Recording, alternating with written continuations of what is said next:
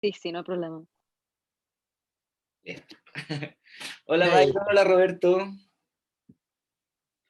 Somos poquitos hoy día, así Hola, ¿qué tal? que... Buenas tardes. Hola. ¿De dónde te conectas, Roberto?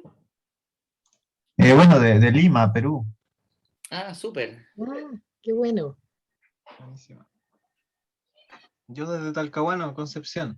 Muchas gracias por la instancia. Hola Byron, bienvenido. Sí, específicamente en este taller creo que vamos a tener más gente de fuera de la octava región que lo regular.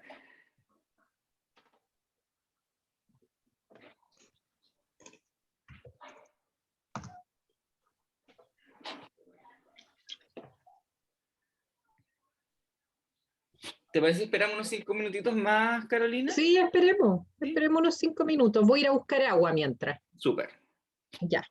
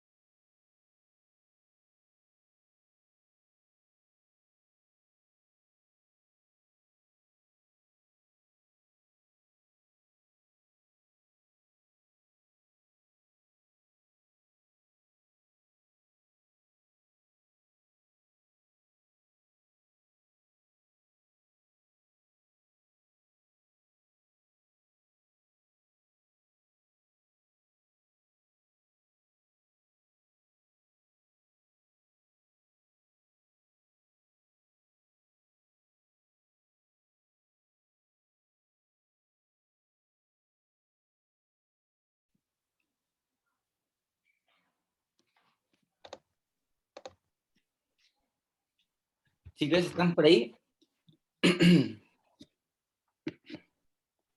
Sí, aquí estamos. Bueno, yo estoy Sí, aquí. aquí estamos. Hola.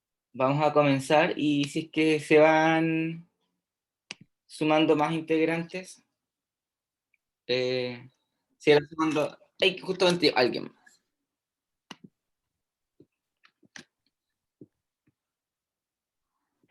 Hola, Ignacio.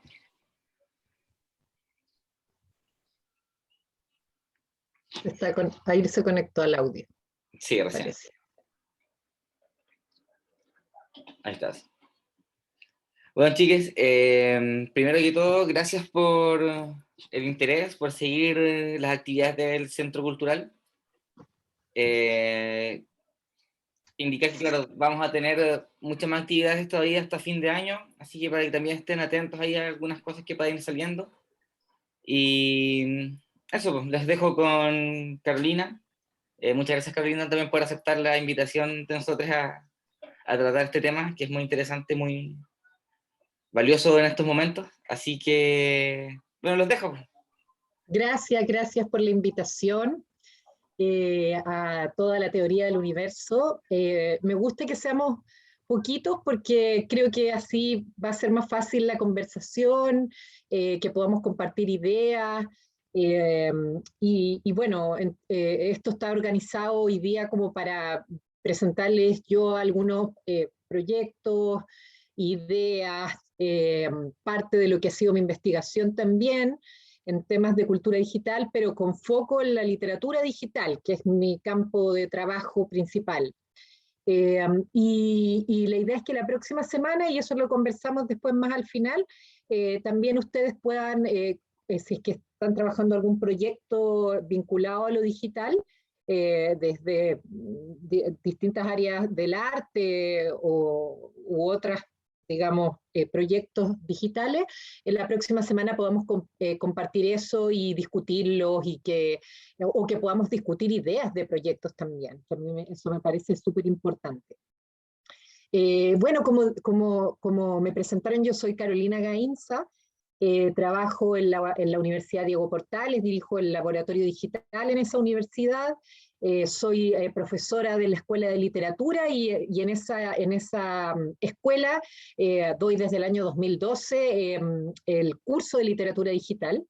Y como es una escuela de literatura creativa, una de las cosas que nos interesa fomentar es la creación, en este caso literaria, con las tecnologías digitales. Y la verdad es que para mí ha sido un agrado darme cuenta de que, no sé, yo partí esos cursos con 5 alumnos y ahora siempre tengo es una escuela chiquitita, entonces, por ejemplo, tener un curso de 20 o 30 personas es harto en esa escuela. Entonces, en general tengo muchos inscritos, entonces ha ido creciendo el interés por esa área, no solo por conocer esa área como área de investigación, sino que como área de creación. Entonces, la idea es que hoy día exploremos un poco eso, qué es la cultura digital, qué es la literatura digital, qué tipos de obras podemos encontrar ahí, qué tipos de proyectos, y también algunas sugerencias que creo que son importantes a la hora de pensar en proyectos digitales. Así que voy a partir compartiendo pantalla. Y lo otro es que también como somos pocos, ustedes interrúmpanme cuando quieran. O sea, si tienen alguna pregunta, si quieren comentar algo, o si quieren lo dejan para el final y conversamos al final, como ustedes quieran, ¿ya? Voy a compartir pantalla. Tienes que permitirme compartir. El tiro. Un segundo. Ya.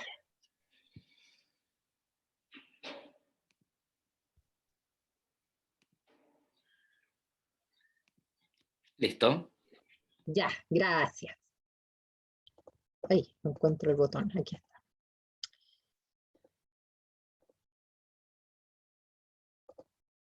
Ya, entonces voy a poner esto aquí. Y lo otro es que prefiero efectivamente que me interrumpan o que levanten la mano, porque como estoy compartiendo pantalla, pierdo de vista el chat. Entonces, por último, o bueno, si tienen alguna idea, lo anotan ahí en el chat y después yo lo miro una vez que termine, pero si quieren intervenir, intervengan nomás, como les dije. Ya, ahí sí.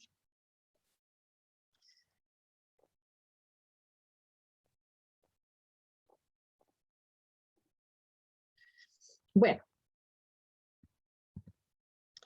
Entonces, ya más o menos les conté lo que pensaba abordar hoy día. Y la primera pregunta que me interesa que nos hagamos es cómo se han transformado las formas de creación y las producciones culturales en la era digital. Podríamos decir que, bueno, desde, digamos, los años 80, fines de los 80, se viene discutiendo y también venimos experimentando cada vez de forma más acelerada un cambio en el modo de producción. Es decir, podemos decir que las formas de generar valor se han transformado, ¿cierto?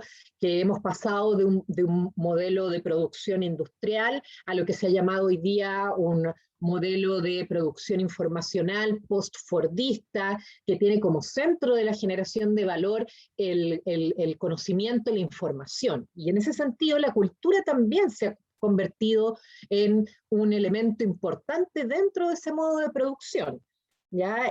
Digamos como lo que, entendiendo la cultura en forma amplia, ¿cierto? Lo que las mismas personas generan, el contenido que nosotros generamos, es un elemento súper importante de generación de valor hoy día, es decir, veamos lo que generamos como valor a las empresas de las redes sociales, ¿no? Como Facebook, Twitter, etcétera. Es decir, todas nuestras interacciones con esas plataformas generan valor para este modo de producción, para estas empresas en particular.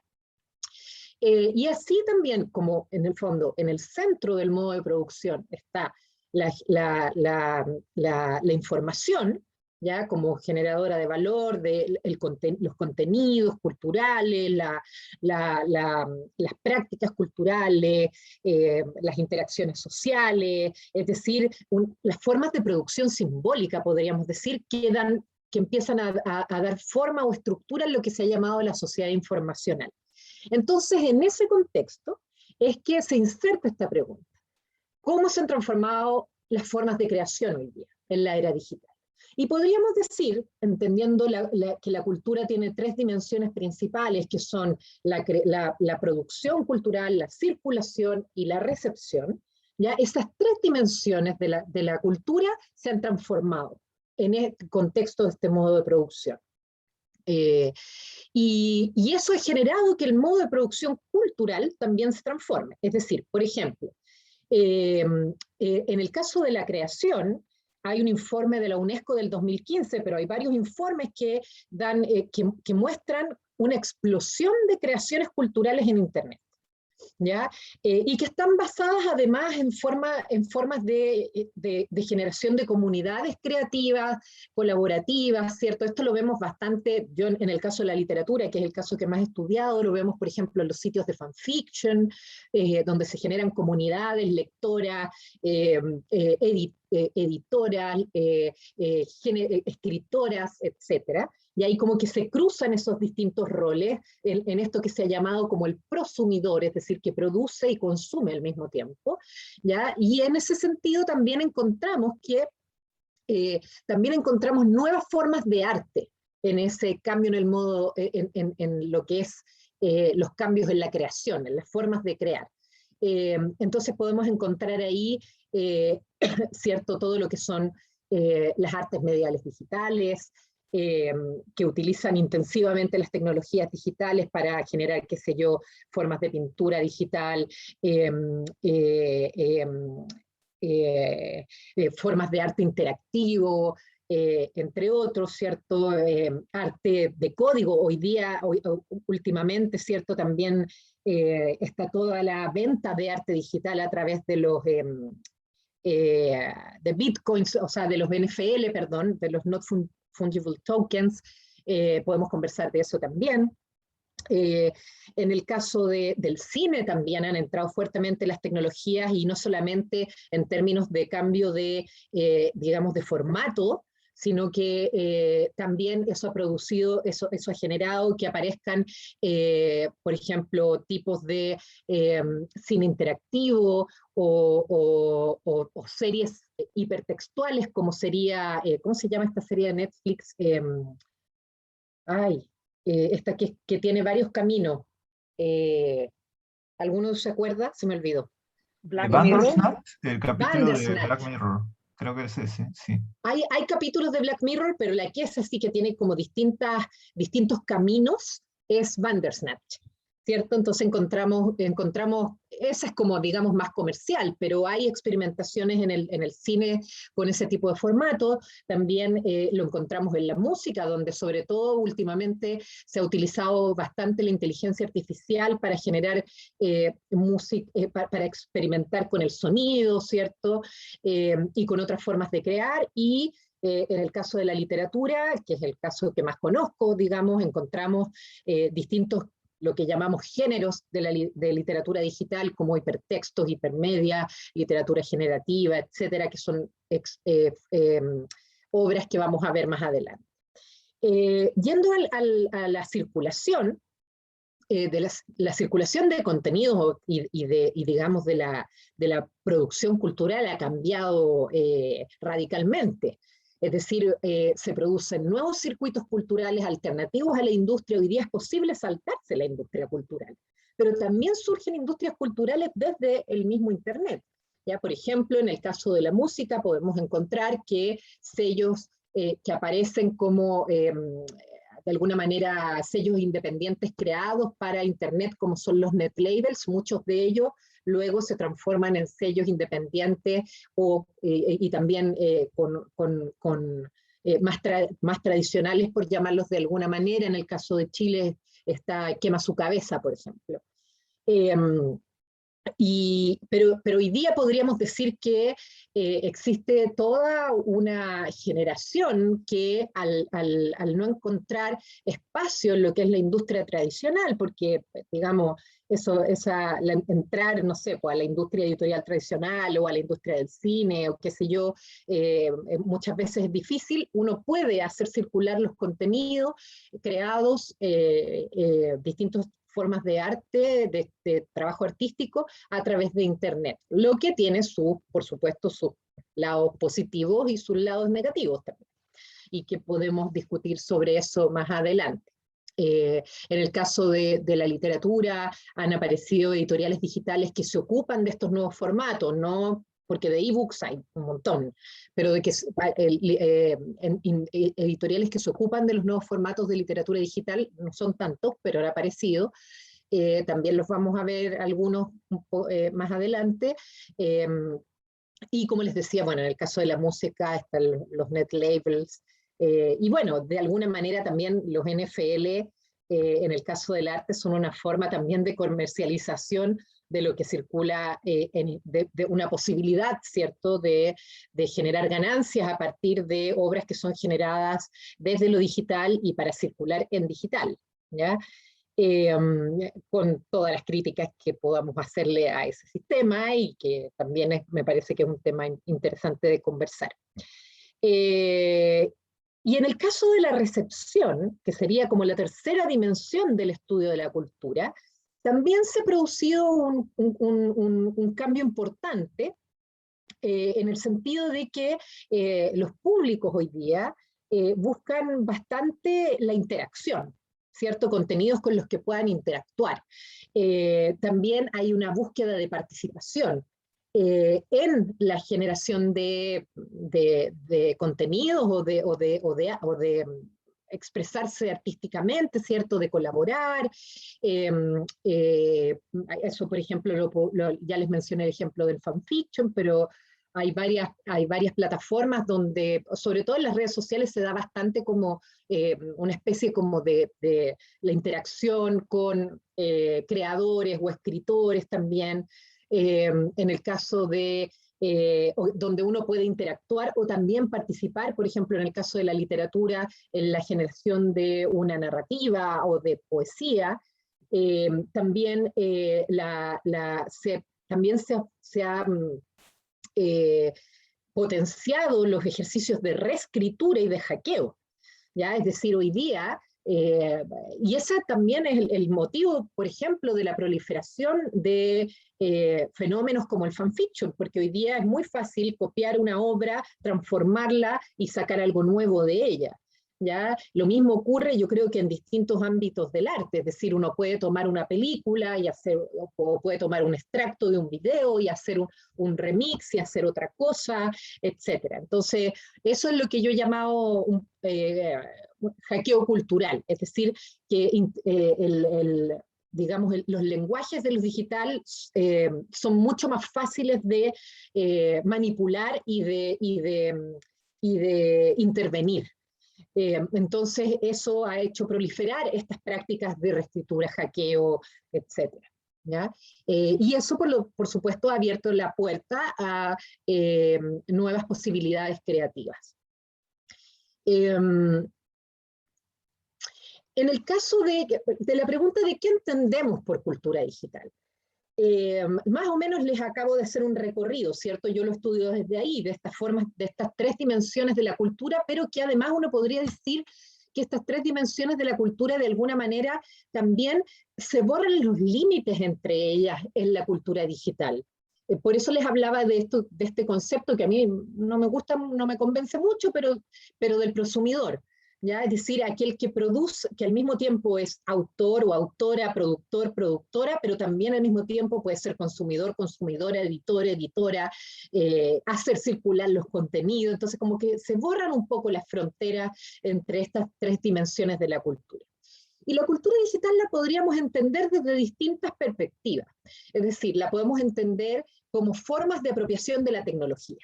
Por ejemplo, lo que encontramos a nivel no solo de la creación artística, sino que también a nivel de la cultura en general y de las prácticas de la acción colectiva.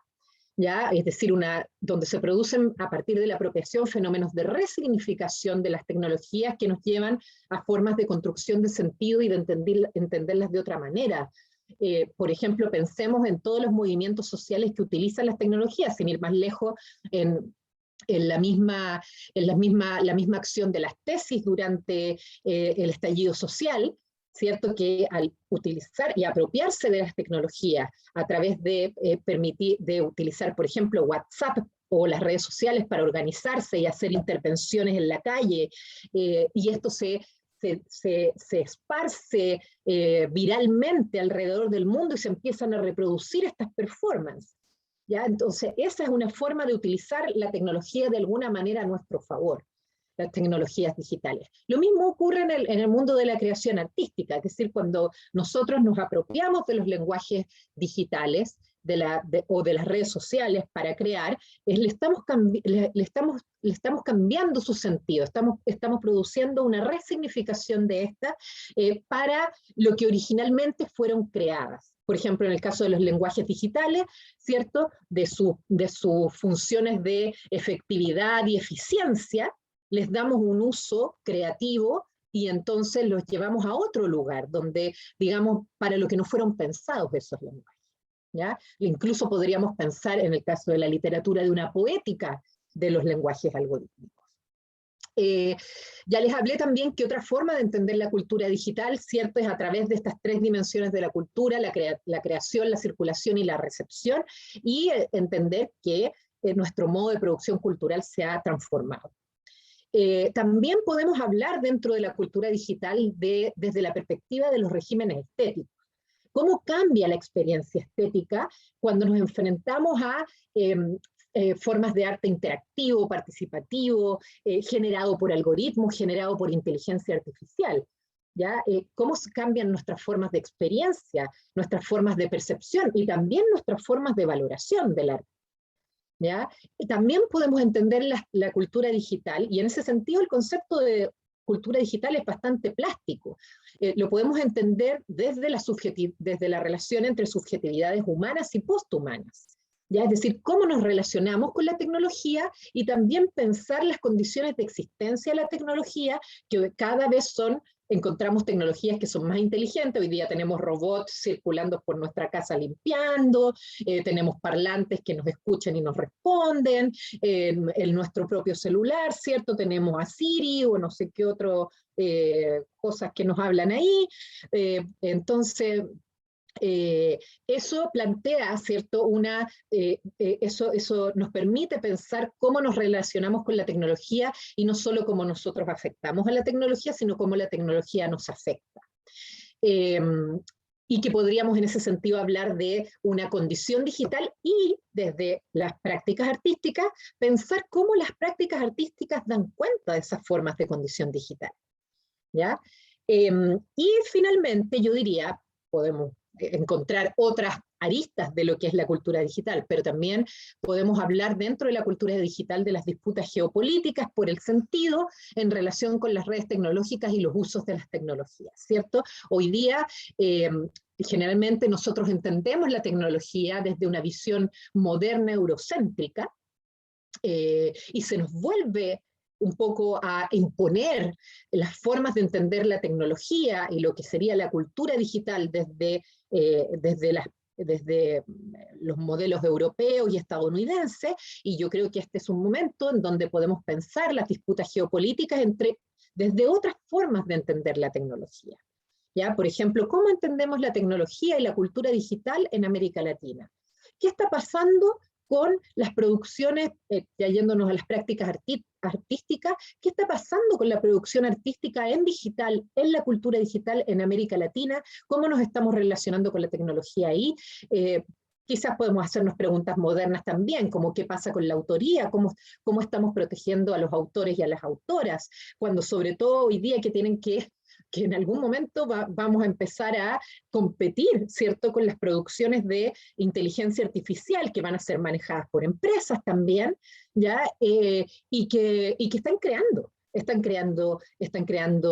arte visual, las inteligencias artificiales están creando pintura digital, están creando narrativas digitales, están creando poesía digital, o sea, están haciendo poesía, están haciendo literatura, están haciendo, qué sé yo, pequeños videos. Ya se ha dicho que estamos ante el fin del periodismo porque podemos tener bots periodísticos, de hecho hay robots en Japón que leen noticias, ¿cierto?, y que trabajan las 24 horas, en fin. Entonces, es importante pensar cómo nosotros vamos a dar forma a la tecnología o qué tipo de tecnología queremos, qué tipo de cultura digital queremos, desde una mirada que, como un autor que les recomiendo bastante, Yuk Hui, que sacó un libro en la editorial Caja Negra, que se llama, si mal no recuerdo, no se llama Cosmotécnicas, pero el concepto del cual habla es de la cosmotécnica y de la existencia de una diversidad de maneras de relacionarse con la tecnología, y que eso está profundamente arraigado a las formas culturales situadas, ¿ya? Y esa es una forma también de responder a la imposición de ciertas formas de mirar la tecnología. Entonces, podríamos decir que la cultura digital la podemos entender desde estas distintas perspectivas, a las que, por supuesto, podríamos sumar más. En el caso yo les voy a hablar un poco del contexto chileno, pero dado que aquí tenemos participantes, y perdón, porque quería partir preguntándoles, aquí veo sus nombres, pero también quería saber, bueno, más o menos dijeron, ¿cierto? Roberto viene de Perú, Byron viene de Talcahuano, y Ana viene de Venezuela, pero se me olvidó. En Filadelfia. En Filadelfia.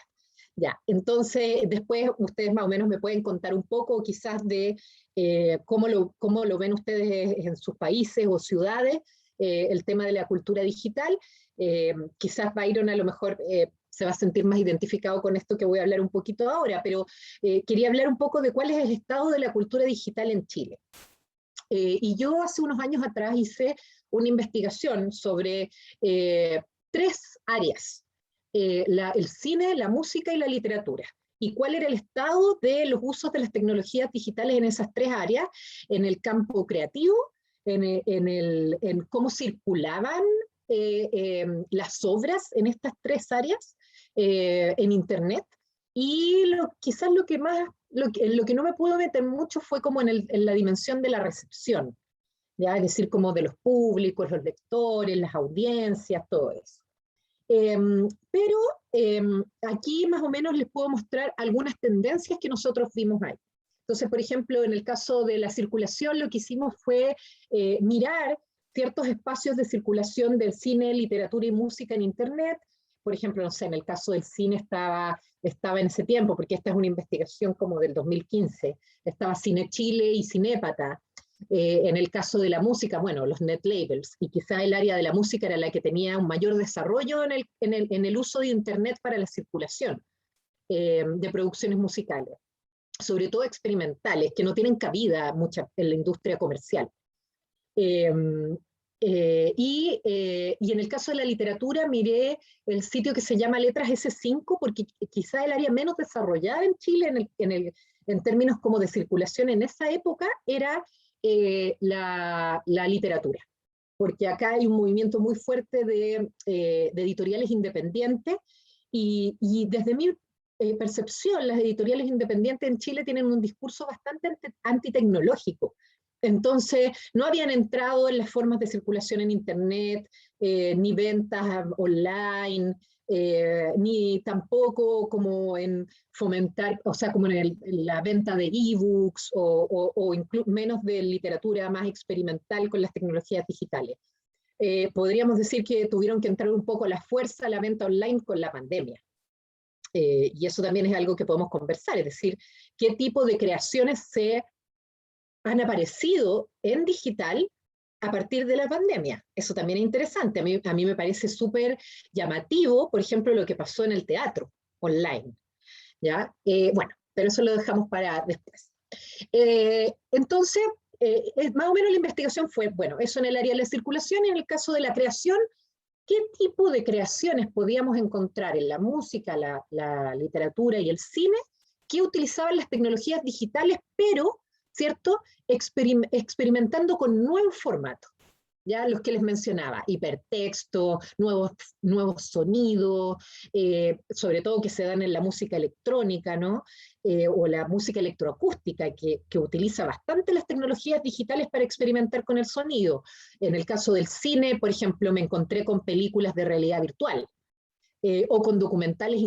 El área del documental en el cine es quizás el área que más ha experimentado con las tecnologías digitales, porque les permite hacer trabajos colaborativos donde pueden incorporar por ejemplo, a las comunidades con las que están trabajando, ¿ya? O hacer mapas interactivos también. Bueno, entonces las tendencias que yo encontré en esta investigación en el campo de la cultura digital chilena fue que en el tema de la propiedad intelectual es súper relevante la circulación en Internet. ¿Ya? El tema de la propiedad intelectual es relevante. Los músicos son los que son más conscientes respecto a, por ejemplo, el uso de licencias libres en Internet, que los creadores de otras áreas, del cine o de la literatura, que no le ponían ningún tipo de licencia y no tenían ni idea lo que eran las licencias Creative Commons, ni tampoco cómo proteger sus obras en Internet, nada, y tampoco sabían que cuando uno publica una obra, pone una obra en Internet, si uno no utiliza una licencia Creative Commons, se aplica automáticamente, al menos entiendo que eso es en Chile, pero al menos lo que he conversado con abogados me parece que es en todas partes del mundo, se aplica automáticamente el copyright, ¿ya? Entonces están protegidas con copyright esas obras. Pero la verdad es que es un poco entre comillas, porque igual si uno pone algo en Internet, cualquiera lo puede sacar, copiar, modificar. Incluso yo conocí a una autora de literatura que había puesto una novela en Internet, que luego se enteró que la estaban vendiendo en Amazon, y a ella nunca le avisaron, nunca pudo hacer nada, y nunca recibió ningún peso por eso, ¿ya? Entonces, mientras que si uno le pone, por ejemplo, una licencia Creative Commons, han habido casos, al menos en Chile, de demandas por usos indebidos que no respetan la licencia, que han sido acogidos por los tribunales, por ejemplo, ¿ya? Y entonces, bueno, ahí ya les mencioné que los músicos son los que más utilizan formas de licenciamiento libre, y además los net labels, por ejemplo, aparecen súper asociados a al movimiento de la cultura libre. Entonces, por lo tanto, adhirieron inmediatamente al movimiento del Creative Commons y del Open Source, del código abierto, ¿ya? Bueno, los géneros que más se publican en Internet son aquellos que tienden a la experimentación con el lenguaje digital o formatos digitales. Muchos de ellos, por ejemplo, en el caso de la literatura, no podrían ser publicados en papel, ¿ya? O, por ejemplo, en el caso del cine, se perdería la experiencia interactiva si se muestra en una sala de cine, ¿ya? Entonces están hechos, pensados para la interactividad que permite el Internet, ¿ya? Y la mayoría de los que utilizan los espacios de circulación de Internet son aquellos creadores que están al margen de la industria, ¿ya? Es decir, yo pensaba, por ejemplo, en un Borges que no le hubiesen aceptado su libro en ninguna editorial, hoy día lo publica en un blog, o lo publica en una web y lo difunde a través de redes sociales, ¿ya? Bueno, ahora me voy a ir a las formas de creación literaria. Y voy a ir me voy a ir atrás en el tiempo, ¿ya? Porque no es solo la tecnología digital la que ha afectado la creación literaria, sino que muchas tecnologías antes de ella, que ha afectado no tanto el formato libro en el caso de la literatura, pero sí la poesía o la narrativa daban cuenta de un cambio en la experiencia, y muchas veces también esas tecnologías afectaron las formas de escritura, donde podemos, por ejemplo, encontrar por ejemplo, la poesía visual, la poesía sonora, narrativas que son muy ricas en imágenes, o que tienen ciertos ritmos de la música de la época, qué sé yo. Bueno, entonces se producen esos cruces. Y este es un poema de Pablo de Roca, que se llama Yanquilandia, y que fue publicado, o sea, es un extracto, que fue publicado en el libro Los Gemidos en 1922. Y este poema dice así: nacimientos por teléfono, defunciones por teléfono, matrimonios por teléfono, toda la epopeya, toda por teléfono, enamorarse radiotelegráficamente, vivir y morir en aeroplano, 100, 200 kilómetros sobre el nivel de los viejos valores humanos. Los viejos valores humanos, existir a máquina, conocer a máquina, recordar a máquina, ver a máquina, el espectáculo gris de la augusta psicología cósmica. El espectáculo gris de los ángulos, triángulos o polígonos rectangulares, horizontales, que resumen la augusta psicología cósmica, según las pupilas matemáticas del súbdito yanqui. Mesura los fenómenos sentimentales, intelectuales, sensacionales, adoptando el sistema métrico decimal como unidad inicial, y el dólar como fin, casarse por sport, matarse por sport, hacer réclame a los pechos divinos de las niñas y el vientre de la viuda, ir cinematografiándose a lo largo de las tristezas diarias, convertido yo, el hombre, convertido en errantes panoramas efímeros y temas azules. País de los divorcios. O sea, aquí, por ejemplo, podemos ver en este poema en prosa la influencia de las tecnologías de la época. Es decir, en este poema la rapidez de los tiempos se experimenta en el lenguaje. Nos enfrentamos a una poética sin pausas, una rapidez que golpea al lector. Los panoramas son efímeros. ¿Perdón? Disculpa, ¿de qué año es? Es del año 1922. ¡Guau! Pero ahí no existían teléfonos todavía. ¿Ah? Ahí no existían teléfonos todavía. O sea, pero quizá, yo lo tengo que... Es de 1922 Edison de Yankee. Telégrafo, de más que sí, pues, telégrafo. Yo creo que hablaba del telégrafo, pero quizás acá se le diría teléfono, porque el telégrafo Claro, yo creo existía. que igual una especie de clarividencia con lo que vendría también. Sí, pues. Mira, ese es un buen punto, porque tienes razón, es de 1922, porque eso estoy segura porque lo he buscado un montón. Pero creo que el teléfono se inventó a finales del siglo XIX. A ver, veamos. Sí, seguro que el teléfono se inventó, sí. El teléfono se inventó a finales del siglo XIX, creo. Ya. A Mira, ver, y a seguro- Chile, ¿qué año habrá llegado a Chile? Interesante. a Y ver. Pablo de Roca también, si habrá viajado afuera, quizás, no sé. Busquen, ustedes para no salirme de la página, busquen en Google, po, a ver si encontramos ahí, porque sí, yo por eso me hiciste dudar, pero yo creo que ya existían los teléfonos en Chile. Sí, la verdad es que sí, la verdad es que sí, ahora caí en cuenta que todo el rato que sí. Sí. Sí, entonces, claro, es súper interesante porque en el fondo aquí todo, o sea, es como la experiencia de todas estas tecnologías que están apareciendo, el cine, el teléfono, las máquinas, ¿ya? Y eso cómo se expresa en el lenguaje mismo, que es como rápido, es una cosa tras otra, ¿no? Eh, entonces, aquí podemos también apreciar un cambio en el régimen estético y en la experiencia estética. La repetición que nosotros encontramos en este poema refleja los tiempos modernos industriales. Y nosotros podemos sentir el cambio de experiencia a través del lenguaje. ¿Ya? No hay pausas en este poema en prosa. Y entonces a partir de esto nos podríamos preguntar, ¿cómo son los tiempos que vivimos hoy día? Y cómo la literatura da cuenta de estos tiempos en sus formas creativas, o cómo el arte en general, ¿ya? Da cuenta de estos tiempos en sus formas creativas. Acá también les quería mostrar una reflexión en realidad que está en un texto que se llama Pasión por leer de Gabriela Mistral. No puse el año aquí, se me olvidó de qué año era, pero creo que era como de los años 30 o 40. 40 debe haber sido. Y entonces está hablando del cine. Y dice, y también como esta pregunta por cómo los tiempos que estamos viviendo se expresan en cambios a nivel de la experiencia, la percepción y en las creaciones, y en la creación artística. Dice, el cine está habituando a los muchachos a un tipo de hazaña más rápida, más vertical.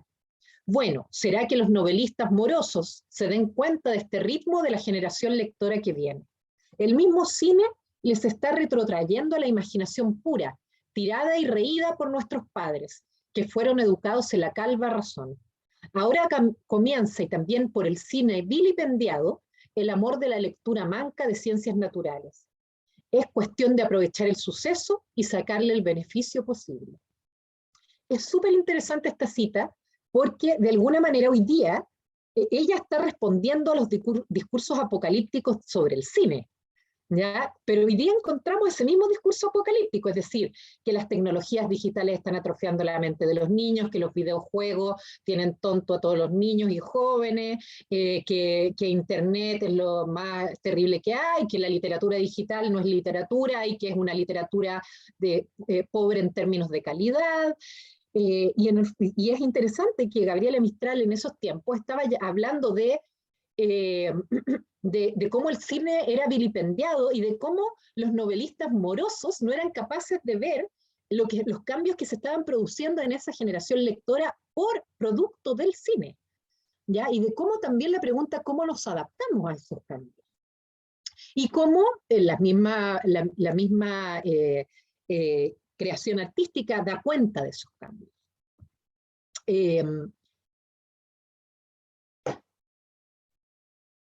Ya. Entonces, yo les he hablado de la literatura digital, pero ¿qué es lo que entendemos por literatura digital? Y la literatura digital se refiere a un tipo de textualidad que ha sido creada para ser leída en la pantalla de un dispositivo electrónico. Sin embargo, no estamos hablando aquí de ebooks o de textos impresos digitalizados que son llevados a un formato, a un dispositivo electrónico, pero cuya lectura es la misma de siempre, sino que la literatura digital apunta a una experimentación que puede utilizar tanto el lenguaje de programación como los medios digitales, como las redes sociales, por ejemplo. La experimentación con el lenguaje de código refiere a una escritura que se despliega en formas de texto, escritos, imágenes, animaciones y sonidos, que en la gran mayoría de los casos son dispuestos de formas no lineales.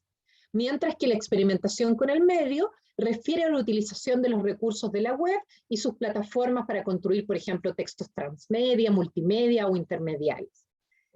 Cuando yo digo que es literatura creada para ser leída en la pantalla de un dispositivo electrónico, es súper impresionante cómo esa definición va cambiando, porque los cambios aquí se dan, pero vertiginosamente.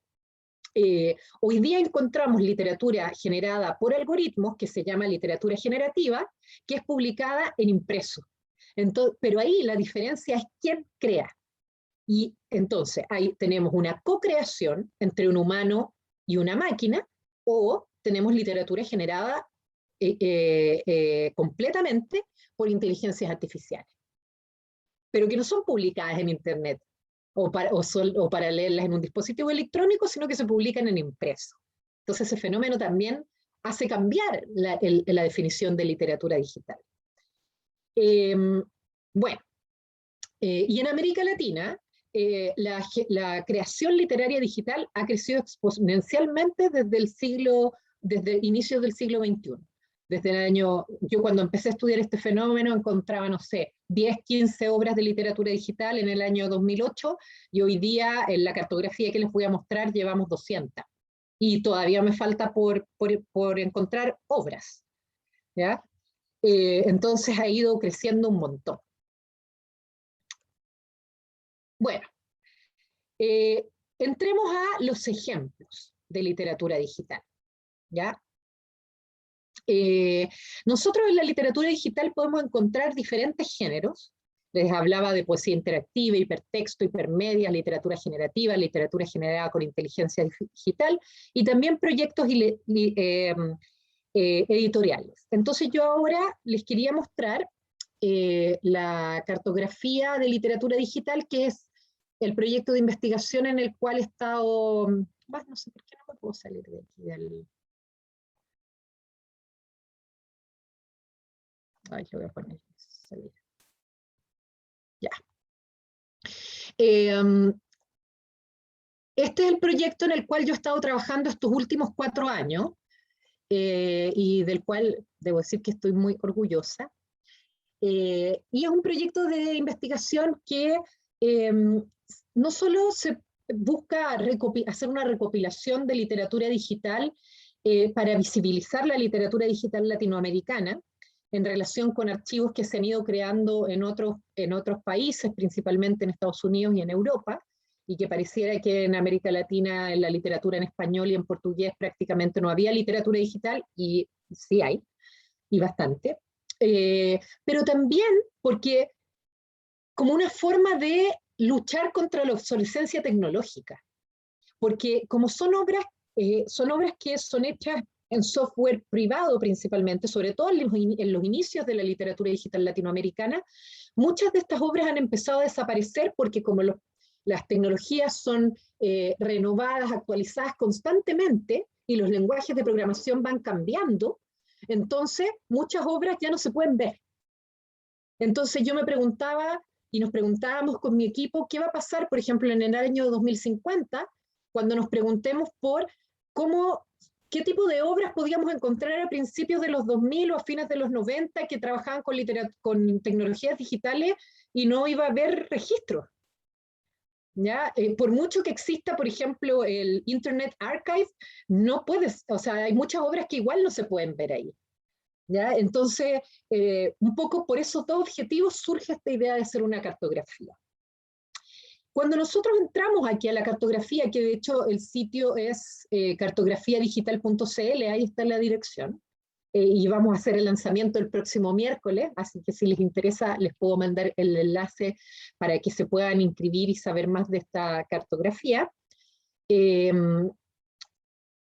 Cuando entramos acá, ¿cierto? Nos encontramos con un mapa de Latinoamérica, que la idea es que a medida que vayamos incluyendo obras, se vaya desdibujando también, porque también hay una pregunta como por el territorio a partir de la creación literaria digital, es decir, muchos de los autores, por ejemplo, no están en América Latina, no están en sus países, sino que están en otros países, muchos de ellos, algunos están en Estados Unidos, otros están en Europa, etcétera. Entonces, como que este mapa también, la idea es que se vaya desdibujando. Y bueno, y también es un mapa de los géneros, como pueden ver ustedes aquí, que en realidad yo no le llamo géneros, sino que más bien les llamo técnicas, a las técnicas utilizadas, ¿ya? Y ustedes pueden navegar este mapa por hipertextos, hipermedia, ¿cierto? Escrituras de código, transmedia, etcétera. También lo pueden navegar por formatos, por los formatos utilizados en las obras. Pueden descargar la base de datos, eso me parece a mí que es una buena práctica de los archivos, de tener disponibles las bases de datos para que los investigadores o los mismos creadores puedan acceder y trabajar con las variables que se utilizaron para generar estos archivos. Y pueden navegar también por país, pueden navegar por género, porque nosotros sí consideramos los géneros tradicionales, pero es una pregunta, en realidad nosotros decíamos, sí, hay muchos géneros que todavía se adecúan a lo que entendemos por poesía, otros a narrativa, pero hay otros que los mezclan, y hay otros que definitivamente son inclasificables dentro de estos géneros convencionales. Y ahí podríamos preguntarnos de cuál es el género literario de la literatura digital, si surge uno nuevo. Y también se pueden navegar las obras por año, ¿ya? También, que esto es una función que le pusimos hace poco, se puede buscar por obra o por autor, ¿ya? Porque si no, antes nos demorábamos un montón tratando de buscar una obra así como pasando cuadrito por cuadrito. Así que implementamos eso. Por ejemplo, una obra que les quería mostrar, ya como para que ustedes puedan ver los distintos géneros que hay, y que es una obra más o menos canónica dentro del campo de la literatura digital, es Pentagonal. Entonces, por ejemplo, si yo pongo Pentagonal acá, se me prende, que aquí no se ve muy bien por el color, se me prende en el mapa esa obra. Entonces, cuando ustedes van a la obra, a cualquiera de las obras, acceden a una ficha de la obra que tiene la información básica, ¿cierto?, del autor, el país, el año, el género. Tiene el URL, si es que está disponible todavía la obra en el URL, hay algunas de ellas que han ido desapareciendo. Si es que tiene alguna licencia, por ejemplo, esta obra no tiene ninguna licencia, por lo tanto, en ese sentido, estaría protegida por copyright en términos legales, ¿ya? Hay un resumen de más o menos de qué se trata la obra. Y acá podemos ir a un archivo de la obra, y en ese sentido, si es que desaparece el enlace o ya no se puede ver la obra, nosotros decidimos registrar, en un principio queríamos replicar las obras, pero nos dimos cuenta de que ese trabajo era prácticamente imposible con 200 obras, es decir, imagínense rehacerlas en otro lenguaje, y después nada nos aseguraba que ese lenguaje no cambiara o ese software no cambiara y tuviésemos que rehacerla después.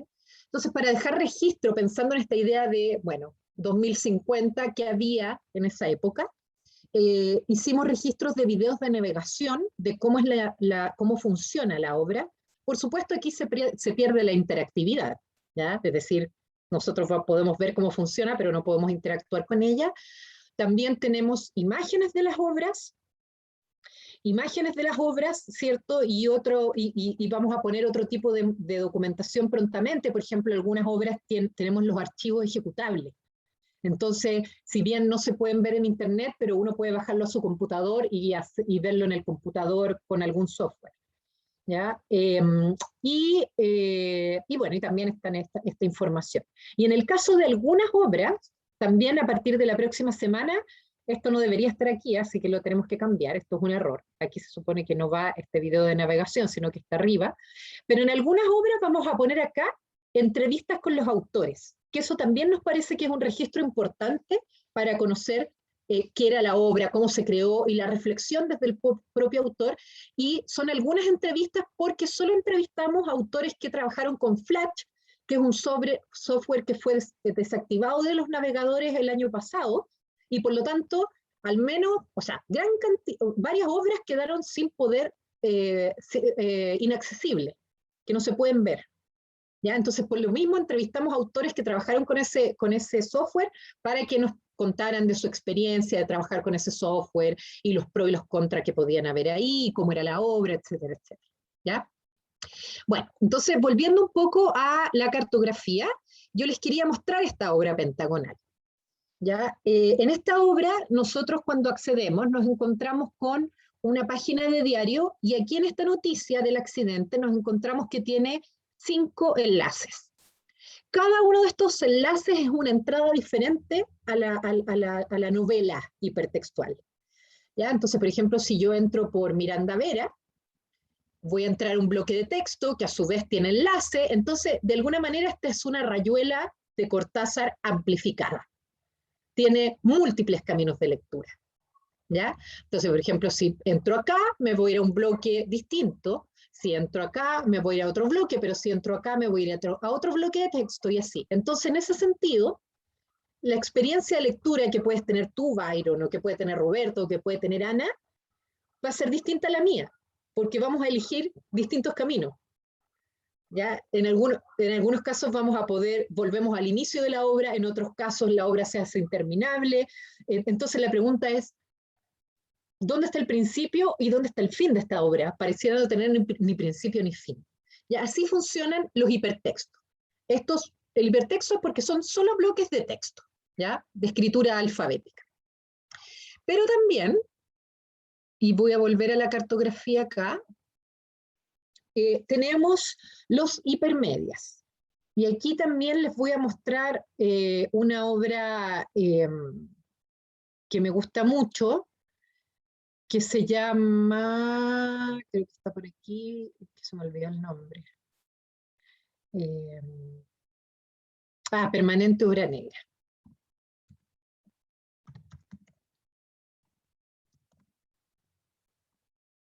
No se me marcó.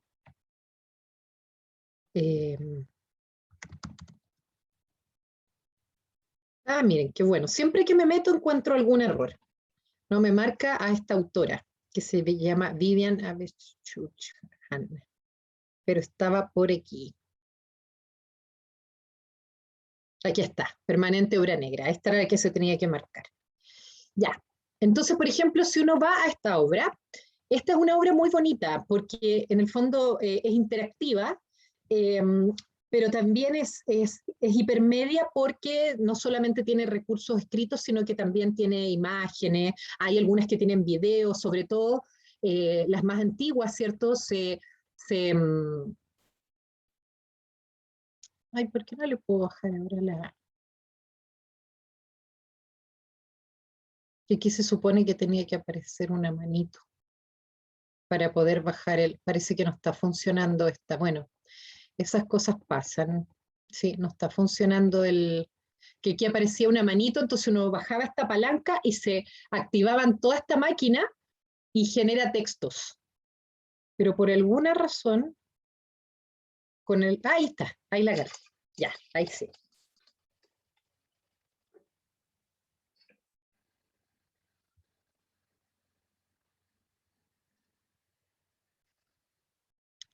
Espérenme, voy a iniciar el compartir pantalla porque no le puse compartir audio, entonces no se escucha. Ahora sí. Ya. Entonces, ahí hay que ponerse bien a la orilla de la manilla para que aparezca la manito. Entonces ahí.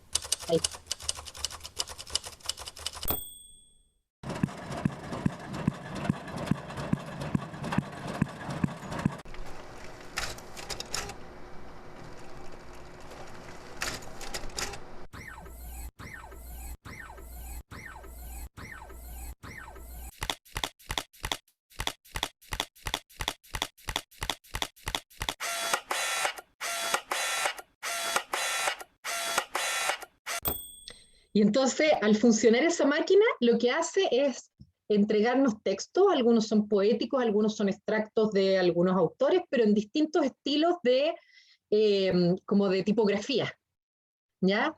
Entonces, esto podríamos llamar que es una obra hipermedia, ¿ya? También hay otra, y esta, no sé si a ustedes les gustó, pero de verdad a mí Esto es precioso. Es preciosa, ¿cierto?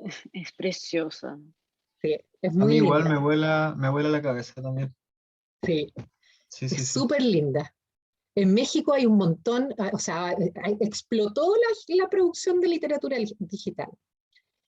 Esta es acá hay otra obra que es más o menos canónica también, y que bueno, y que quizás a lo mejor por lo del flash no la vamos a poder ver, a ver, déjenme ver si se puede ver. Esta es una obra que fue hecha en flash, que es como una especie de videojuego. Ahí está, ahí sí se marcó, pero es verdad que no se marcan, no sé, tan fuerte. Ya, ahí. Quizás no la vamos a poder ver ahora por lo de Flash. No, ¿ven? Que por lo de Flash, esta obra, por ejemplo, es una obra que es canónica dentro de la literatura digital, pero ya no se puede ver. Entonces, ¿qué es lo que nosotros hicimos? Es tener un registro de navegación. Entonces, por ejemplo, si ustedes van aquí al archivo, pueden ver más o menos cómo funcionaba la obra. El problema es que se pierde la interacción. Y este es un clásico de los hipermedia. Voy a adelantar esta parte para...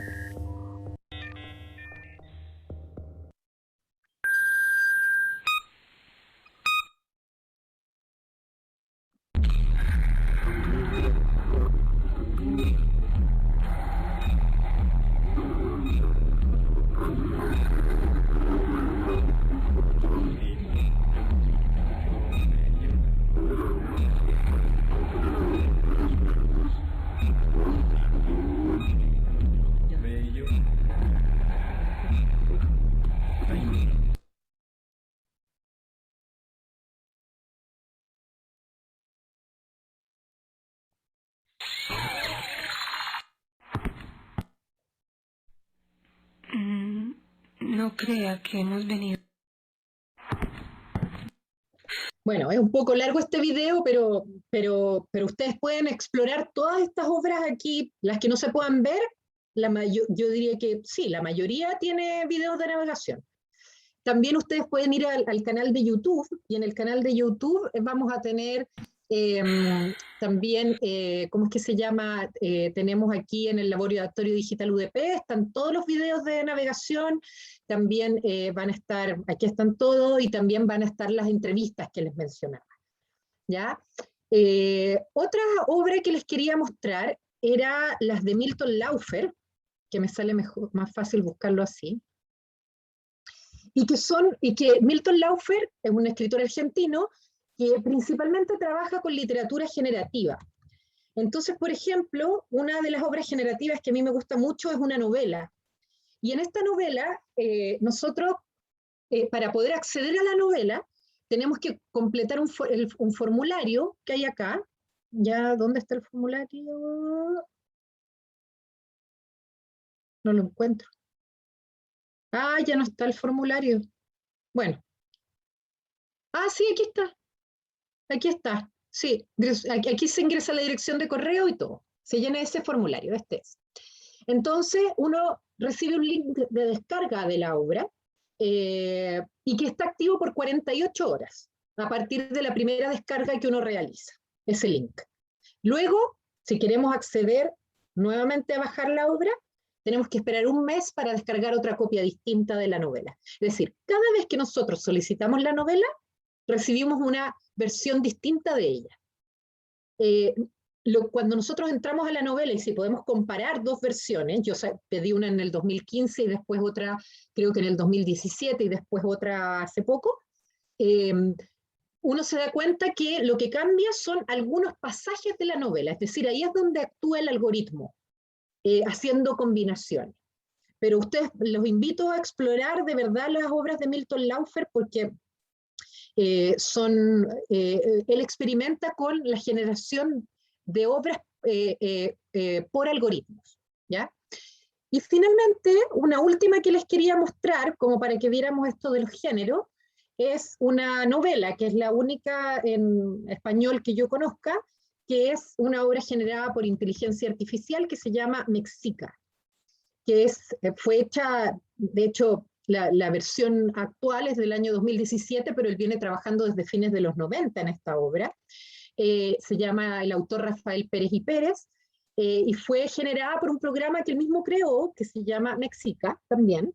La primera versión de la obra data de 1999, ¿ya? Y esta obra, y aquí entramos ya a los proyectos editoriales, por ejemplo, esta obra se vende en la editorial Counterpath Press, que es una editorial que se ha dedicado, es de Estados Unidos, pero que se ha dedicado a publicar solo obras que son generativas, es decir, o que son generadas por inteligencia artificial como esta, o que son generadas por algún tipo de algoritmo en co-creación con el autor. ¿ya? Esta obra se puede comprar por Amazon o a través de esta misma editorial, ¿ya? Y nosotros también tenemos aquí una imagen de lo que es el archivo y también un video de la obra que la hizo el mismo Rafael Pérez y Pérez. Este video no lo hicimos nosotros. Y por ejemplo acá ustedes pueden ver un extracto de uno de los cuentos que fue generado por inteligencia artificial en inglés y en español, ¿ya? Hay cosas que pueden ser criticables, pero en el fondo las preguntas que nos hacen hacer, que nos llevan respecto a lo que es la literatura, ¿ya? Son fascinantes, en el caso de las obras generadas por inteligencia artificial. Bueno, entrando a lo de los proyectos editoriales, voy a cerrar aquí las pantallas. Entrando a lo de los proyectos editoriales, uno que les quería mostrar que me parece muy bonito es el de la editorial Pehuen. Déjenme buscar la obra donde está. Creo que era esta. Ay, no, mejor la voy a buscar aquí. ¿Cómo se llamaba? Se me olvidó el nombre de la obra ahora más encima. Era Sueño Azul, esta. Sueño Azul, que es de Elikure Chihuahilaf, que además es Premio Nacional de Literatura del año 2020. Y él hizo el texto de esta obra, que es un cuento tradicional, que es un cuento mapuche, y que se transforma en una obra animada, interactiva, hipermedial también, que está dirigida a niños y niñas y que busca fomentar la lectura en estos formatos, ¿ya? Y aquí les voy a mostrar el video de este cuento para que lo vean y, por ejemplo, estos libros que ha sacado varios la editorial Pehuen. Si ustedes entran en la editorial Pehuen, pueden encontrar varios libros interactivos infantiles y yo creo que ese es un terreno en el cual ha pegado mucho más la literatura interactiva hipermedial. Y el problema de estos libros es que son caros de hacer, porque tienes que tener, bueno, todo un equipo, la programación, la música, el video, el diseño, etc. Y un libro como este cuesta, por ejemplo, 20.000 pesos chilenos, que serían algo así como, creo, como unos $30, ¿ya? Entonces aquí lo voy a dejar con el video de esta obra, que también es una obra preciosa.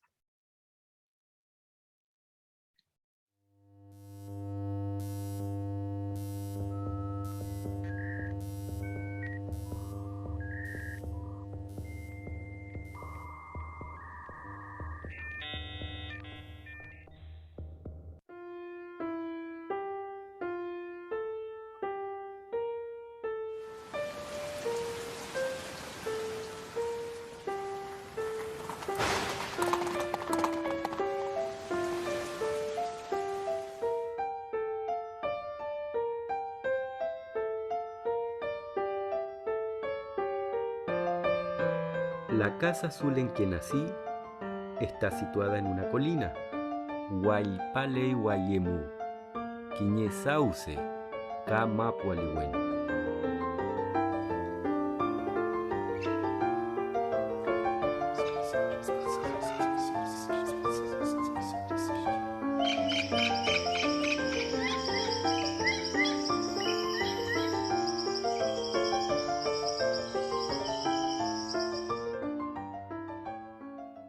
Pehuen Digital se llaman estos libros, ¿ya? O sea, no sé si les gustó, pero a mí me parece maravillosa ese proyecto editorial. Sí, son realmente preciosos todos. ¿Cierto? Y bueno, y Sí. también ustedes, tú que vienes de Venezuela, en la cartografía hay obras de Venezuela, de hecho hay hartas, creo yo. Está, por ejemplo, bueno, ella es como, es de España, pero no, está acá, nada que ver. Espérate, se me perdió el Domenico Chávez.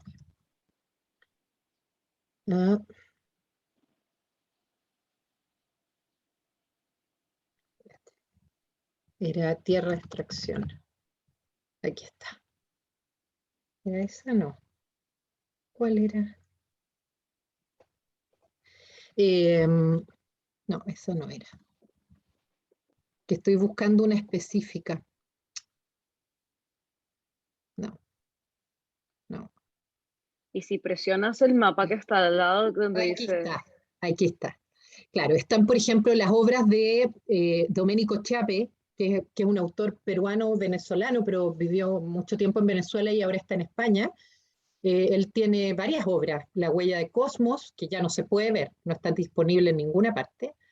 Esta sí es nueva y esta sí se puede ver, pero tiene el problema de Flash. Ya no sé qué tan disponible está, pero por lo menos aquí está el video de esa obra.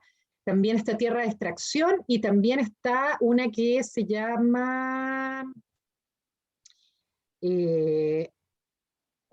Abrazar el aire, apretar los dientes.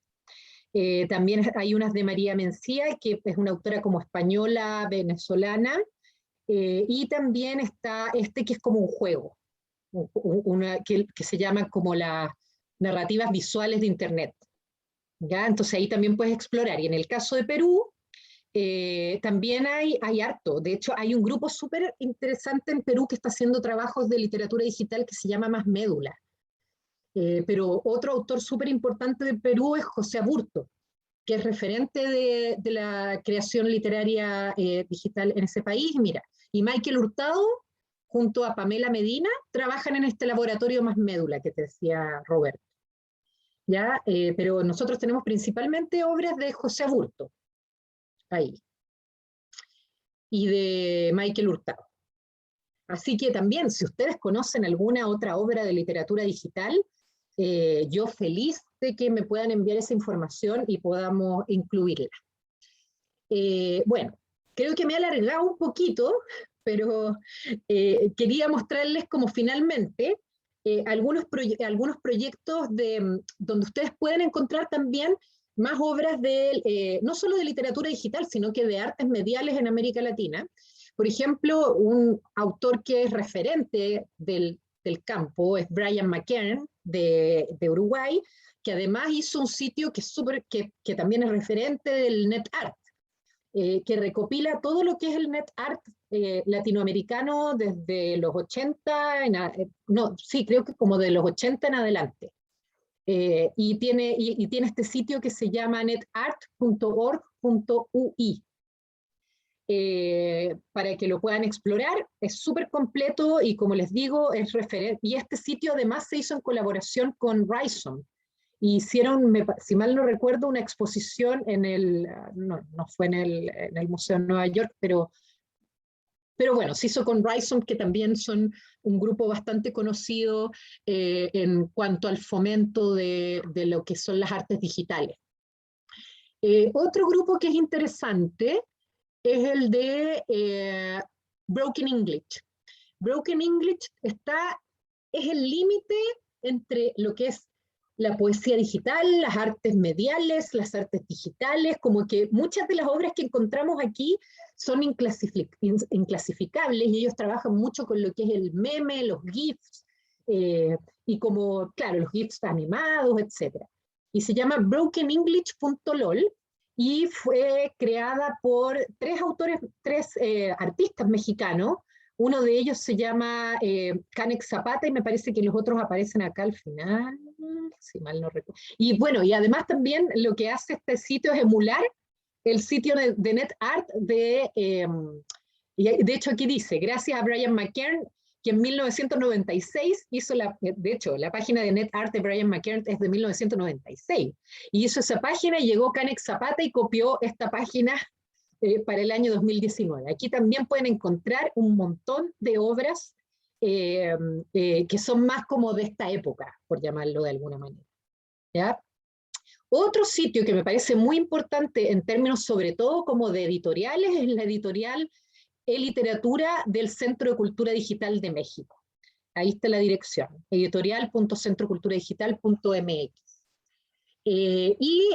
Aquí también, ellos es un centro que tiene financiamiento estatal, por lo tanto pudieron fomentar el desarrollo de literatura digital y junto a otros centros, por supuesto, en México, han hecho crecer la creación literaria digital en este país. Como ustedes pueden ver, también estas obras mezclan bastante de lo que es, en el fondo la literatura aquí pierde, la escritura pierde el monopolio dentro de la literatura.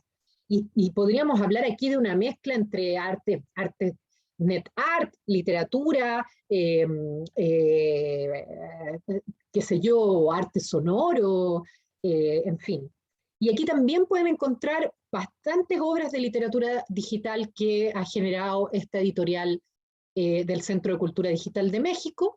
Y por último, les quería mostrar el sitio web de Cultura Digital Chile, que reúne los proyectos que les comentaba en algún momento de este proyecto de investigación, en literatura, cine y música, y se llama culturadigitalchile.cl. Y para terminar, si ustedes van a la cartografía y entran a esto que está medio sin colores aquí, entran al Atlas del Repositorio de la Literatura Digital Brasileña, que es, nosotros colaboramos con Rechane Rocha, una investigadora de Brasil, que hizo toda la recopilación de Brasil, de literatura digital. Entonces, si ustedes entran acá, a este sitio, pueden entrar a todas las obras que han sido recopiladas en Brasil. ¿Ya? Y para finalizar, quería darles algunos tips, sobre todo si a ustedes les interesan como proyectos creativos.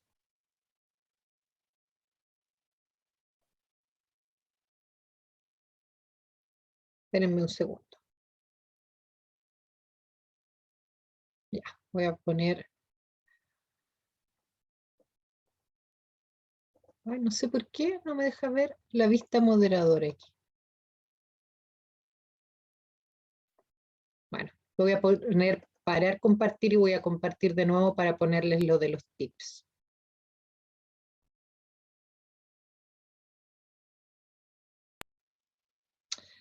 Ya.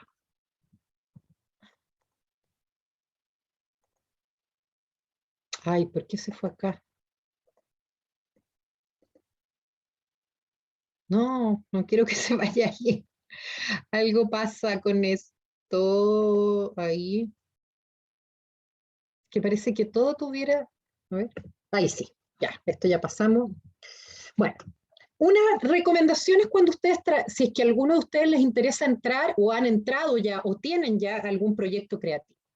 Uno de los problemas con los que nosotros nos hemos encontrado en la literatura digital, y yo creo que esto podría ser ampliado a todas las artes que trabajan con tecnologías digitales, es que cuando empezó este movimiento creativo, muchos de los autores empezaron a usar software o plataformas que eran user-friendly, como amigables. Y muchos de estos software eran propietarios, es decir, privados. ¿Qué pasa? Que en algún momento la empresa decide desactualizar el software o no usarlo más y no se puede ver más la obra. Entonces, lo que han aprendido los autores y las autoras es a empezar a trabajar con lenguajes de código abierto, utilizar plataformas de acceso libre, como por ejemplo para generar hipermedias, Twine es una plataforma que se está utilizando bastante últimamente para hacer juegos y literaturas hipermedias, y utilizar software abierto. Por ejemplo, el caso de Flash es icónico, porque todos los que utilizaron Flash de Adobe hoy día tienen problemas con sus obras. Entonces, y muchas de esas obras quizá, y por eso es tan importante este trabajo de recuperación, ¿ya?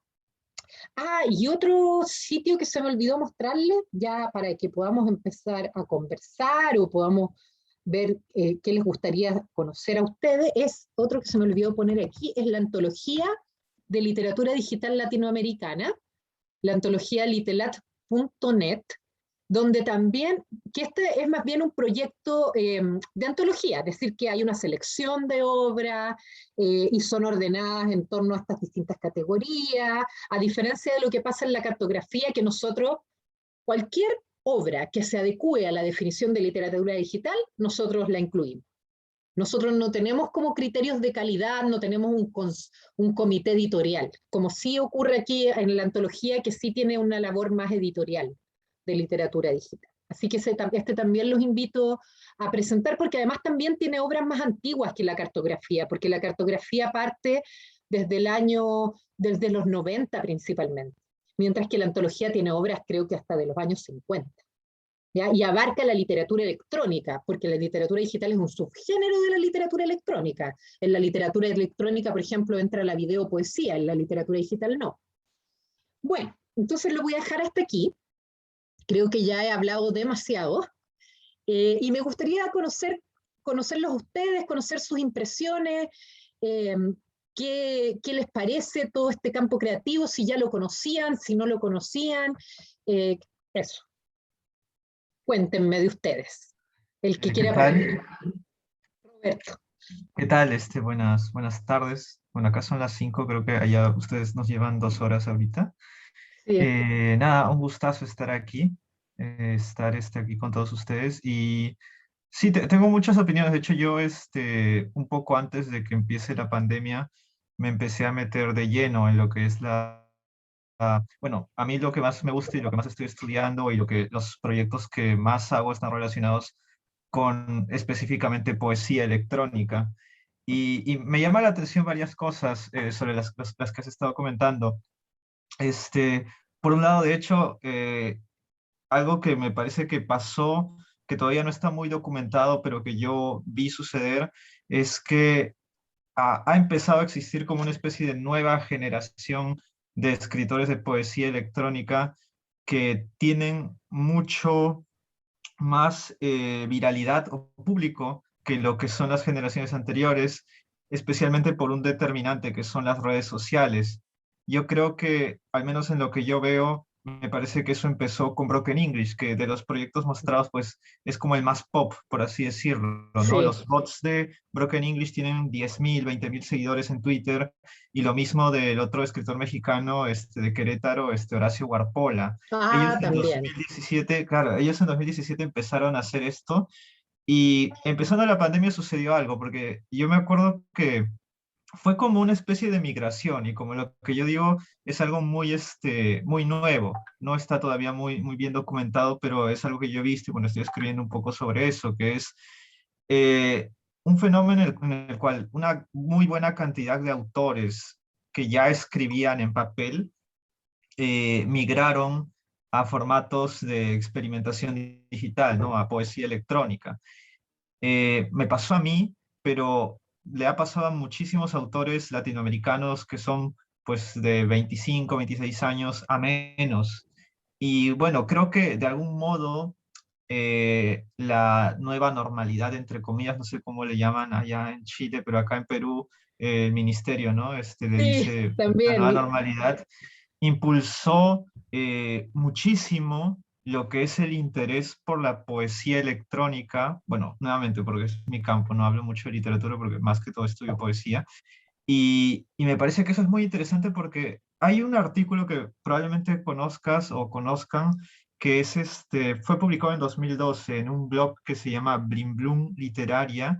Es un artículo que se llama Literatura Electrónica Cul-de-sac, en el cual lo que plantea el autor es que la literatura electrónica está en un lugar, bueno, en un callejón sin salida, ¿no? De que no hay lectores, no hay comunidad, y no hay un recambio generacional, ¿no? Lo cual en cierta medida es cierto. Una de las cosas que a mí me rompió el corazón con la antología de Lit Lat, la que mostraste, Sí, es que no tuvo nada de difusión. Y yo sentí que tampoco ellos como que se esforzaron mucho.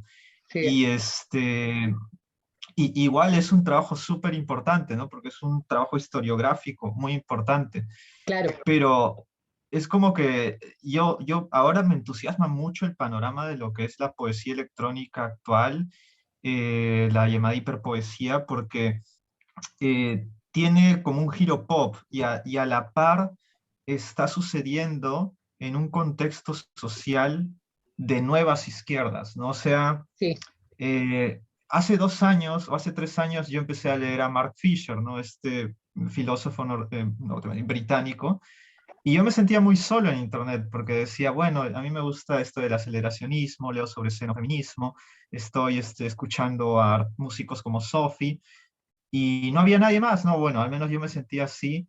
Y en estos 2 años hay un enorme impulso de estas nuevas ideologías de izquierda, de aceleracionismo, futurismos andinos, futurismos latinos, a través de redes sociales como Instagram, TikTok. Y bueno, yo veo que, por ejemplo, estos nuevos poetas, entre los cuales, por ejemplo, el trabajo que hace Valeria Mucio en Argentina, Sí, Carmen Lucía Carvalho en Bolivia, además, la mayoría de personas de ciudades periféricas, ¿no? Es muy interesante porque veo que muchos de esos problemas que de repente se veían en la literatura electrónica hace 10 años están empezando a resolverse, ¿no? En el sentido de que no había como una comunidad creciente ni un cambio generacional.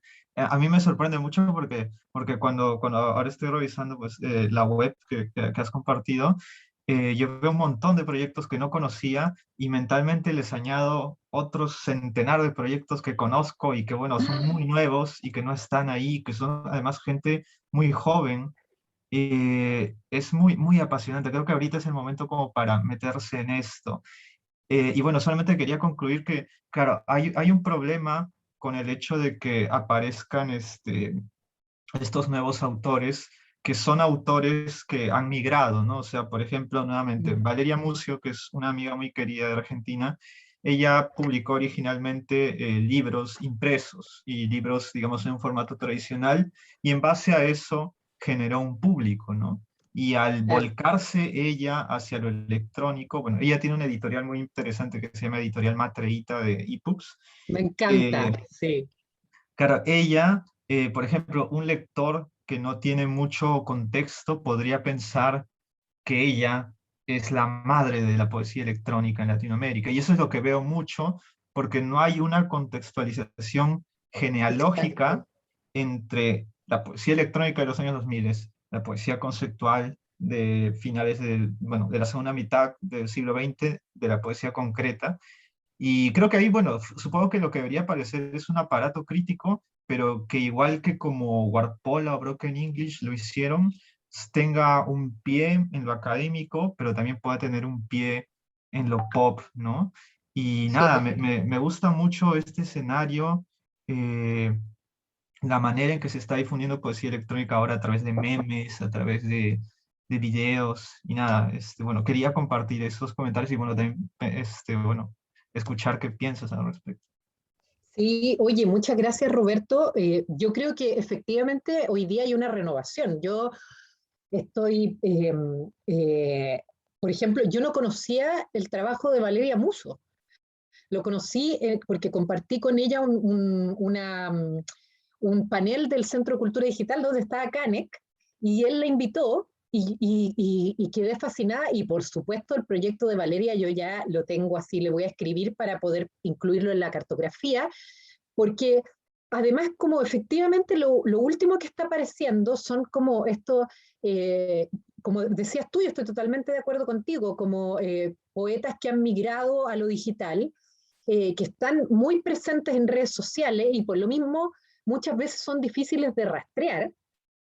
Y que están trabajando mucho con memes, GIFs, como con esto que uno encuentra también en la editorial Matreritas, eh, etcétera, que en el fondo también hay un cambio, ¿no? De que uno decía como, bueno, estaban los hipertextos, los hipermedias, la poesía generativa, pero ahora aparece todo este boom de las redes sociales y que es un fenómeno bien poco estudiado, y como tú dices, además, la literatura digital ha sido poco estudiada en términos historiográficos en América Latina, y yo creo que hay un campo de investigación súper importante que ojalá alguien pueda entrar, y que la antología de alguna manera lo hace, y que sí, efectivamente se ha difundido un poco el trabajo de la antología, y nosotros, claro, en la cartografía nosotros partimos por recopilar lo que encontrábamos de los 90 en adelante, pero en el futuro nos interesaría,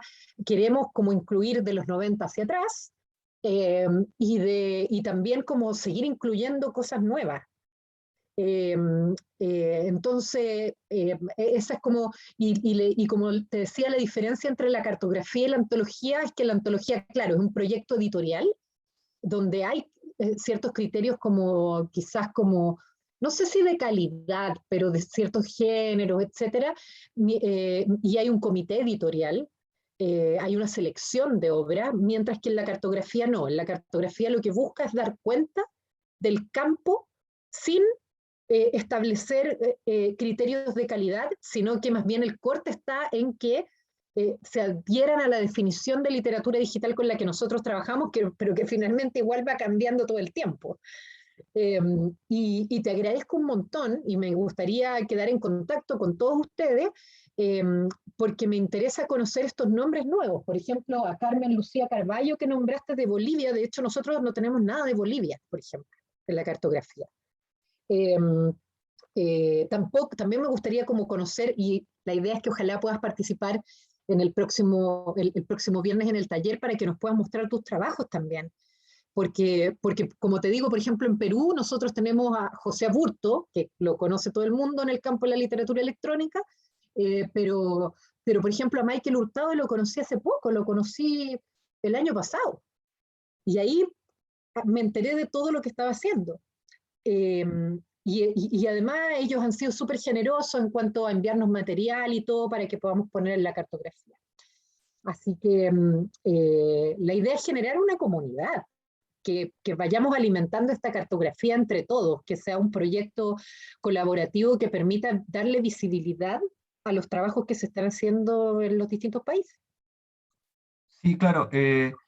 Michael Hurtado sí es creo que en el lado académico de lo que es la poesía electrónica es como uno de los más conocidos. Un proyecto muy bueno que hizo hace poco es una cartografía también de Sí. poesía electrónica peruana hasta la poesía conceptual. Me parece un trabajo súper necesario porque precisamente genera una genealogía. Perú ha tenido escritores que se podrían considerar hipervinculares o conceptuales desde los años 70. El primer libro objeto, tengo entendido que fue peruano, que son los 5 metros de poemas, que literalmente eran una hoja de 5 metros de poemas en los años 20, ¿no? Claro.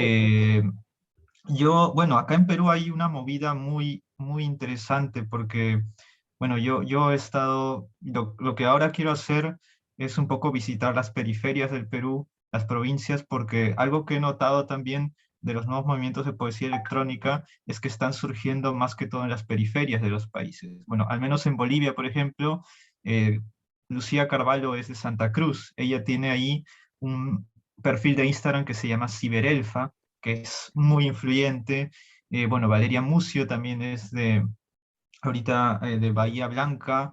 Y bueno, recientemente yo estuve en Huancayo, que es bueno, una ciudad acá en la Sierra de Perú, donde también hay como un colectivo de poesía electrónica que se llama Los Demonios del Ande, una cosa así. Yo ahorita, bueno, estoy colaborando con ellos para hacer como que su página web y subir sus proyectos. Y sí, será genial. De hecho, espero estar la próxima semana y un poco mostrar pues estos proyectos que, bueno, más que todo ahorita estoy como trabajando, entre comillas, bueno, sí, pues trabajando como curador de estas muestras, de estas cosas, porque me interesa bastante también pues rastrear, y en Perú sí hay una gran cantidad de proyectos, por eso mismo, ¿no? Porque Perú tiene como una tradición de poesía hipervincular, conceptual en papel, extendida, ¿no? O sea, muy similar, digamos, a lo que ha pasado en Chile con proyectos como los de Juan Luis Martínez o en México con los de Ulises Carrión, ¿no? O sea, nosotros tenemos a Juan Ramírez Ruiz, Eyelson, que también pues iban en esa onda desde los 60, ¿no? Claro. Súper, muchas gracias Roberto y qué bueno que puedas participar el otro viernes. Bueno, y me gustaría saber también qué opina Ignacio, Byron, Ana. ¿Qué les parece? Si conocían este fenómeno o no, si habían pensado algún proyecto, Byron. Yo los conocía muy por encima, solo por encima, había leído un par de cosas años anteriores, porque ahora este año nada.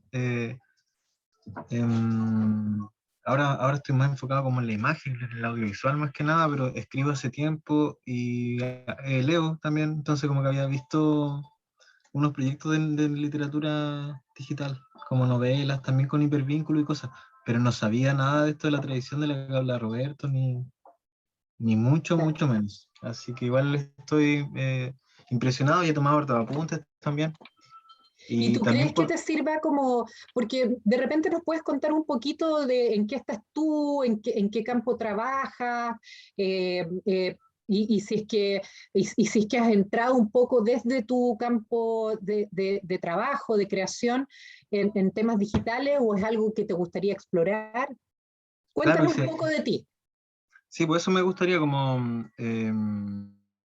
lo que escribo igual pasarlo a los formatos digitales, pues, porque he participado en antología, revistas y todo eso. ¿Y escribes Em, poesía o claro, narrativa? sí, poesía, Ya. sobre todo, sí. Y eso, pero después de un tiempo me alejé de eso porque hice un documental, que es Ah, de temática ambiental, de defensa ambiental, igual experimental, se llama Las Voces del Trueno. ajá, me suena. Y, sí,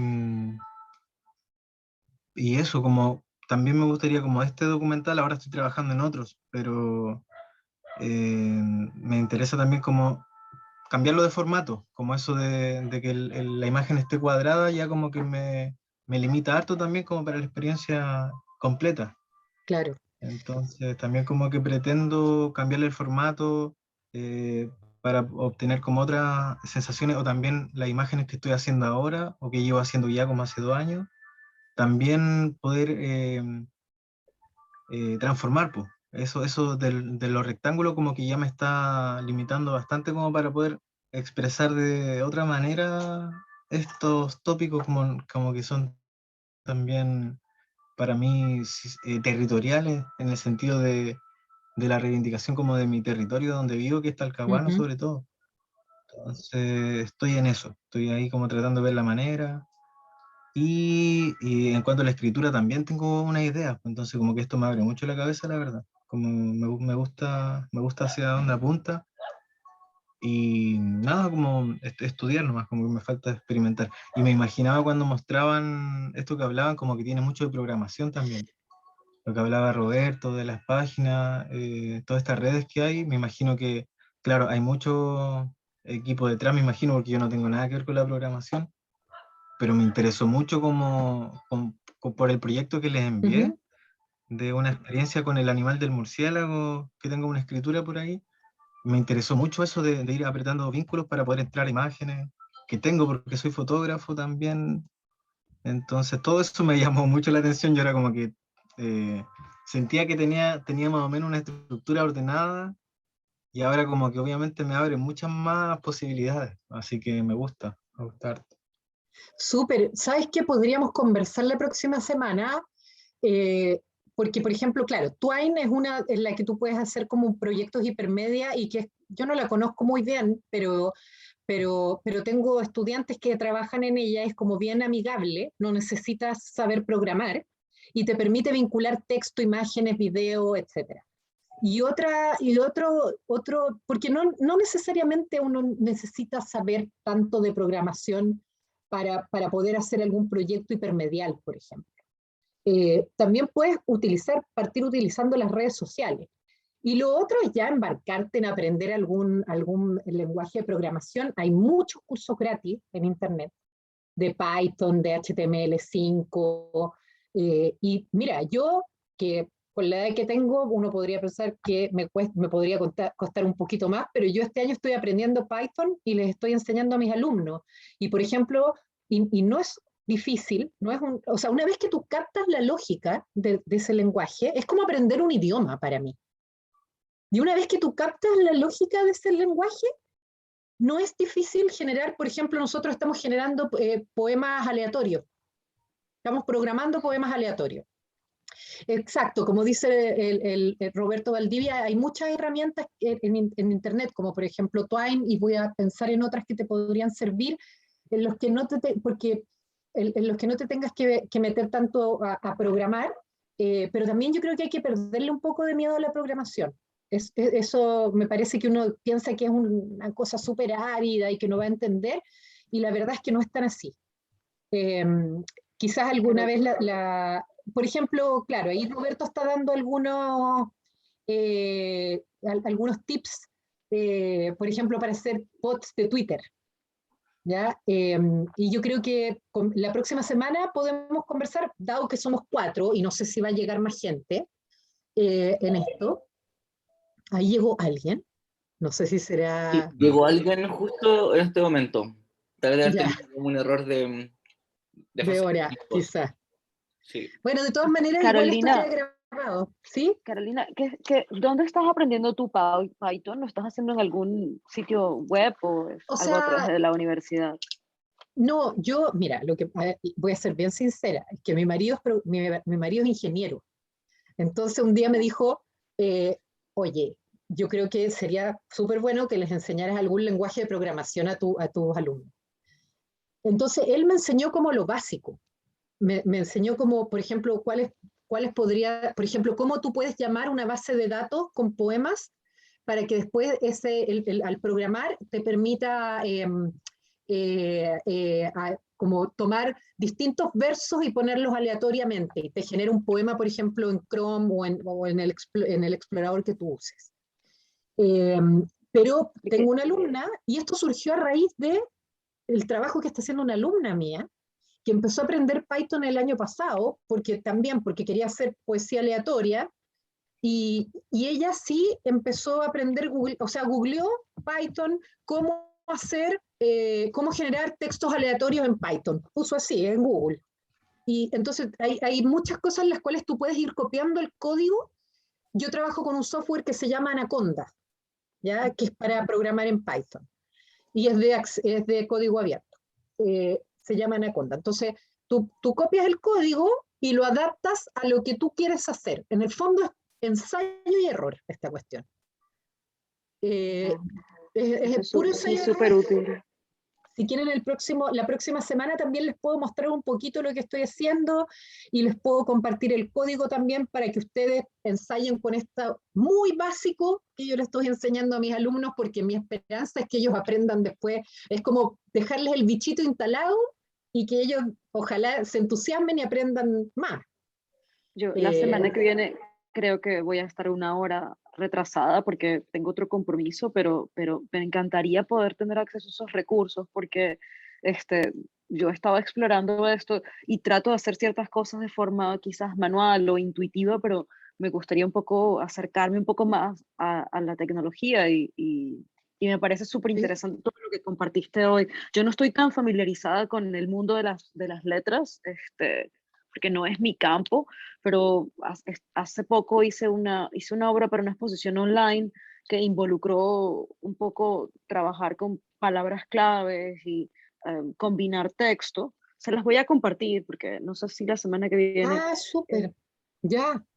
Déjame compartirte. Compártela porque así también la podemos mirar y después, por último, cuando tú llegues, podemos conversar sobre eso y ver qué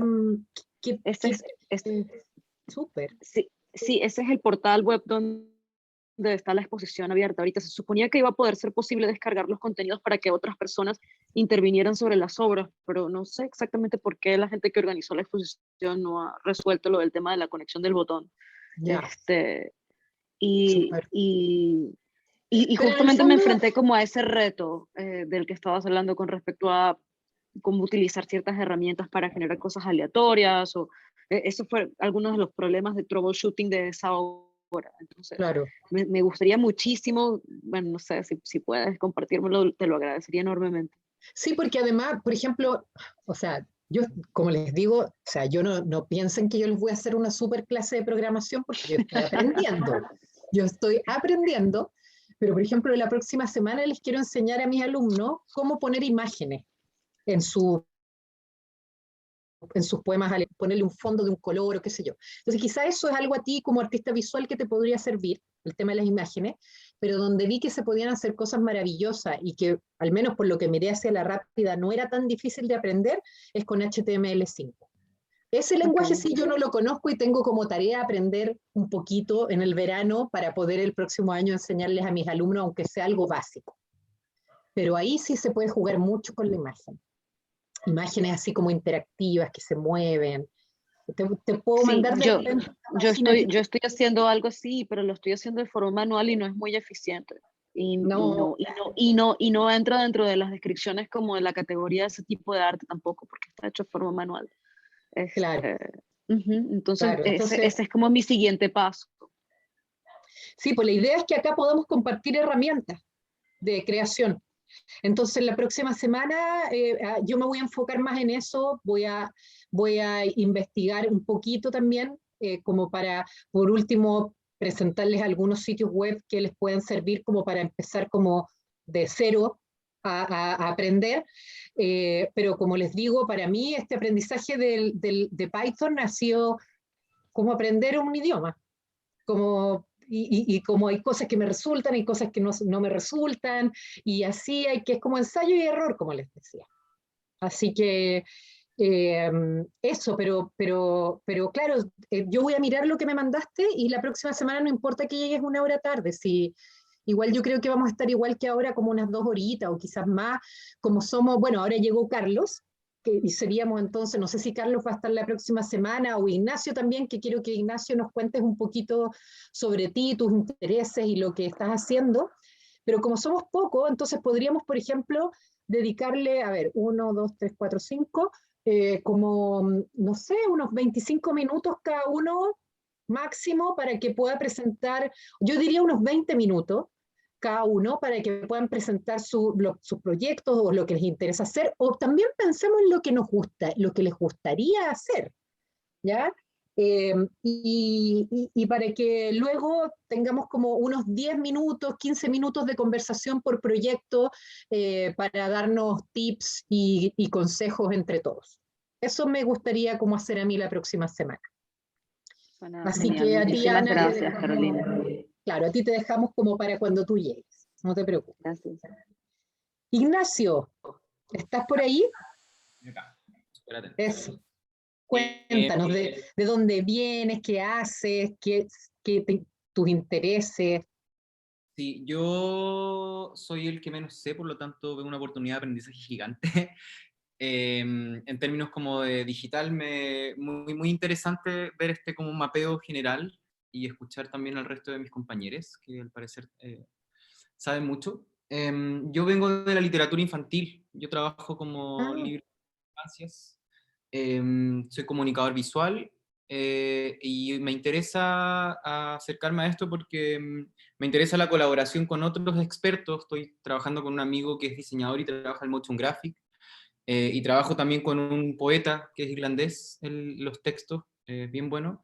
Entonces estamos tratando de armar ahí un proyecto que salga de los medios más tradicionales. Entonces esto es una primera aproximación, pero tenemos muchas ganas de poder armar algo que exceda los lenguajes del papel, el soporte 1 a 1, considerando también las barreras que hay en este país, que a veces es medio frustrante en cuanto a promoción de la lectura, como es tan difícil el acceso, el tema del precio, es una industria súper precarizada. Entonces creo que esta puede ser una buena manera de hackear esa parte, por lo menos, de la accesibilidad a los discursos. Así que eso, estamos armando un proyecto en base a versos libres que mi amigo David escribió, el poeta.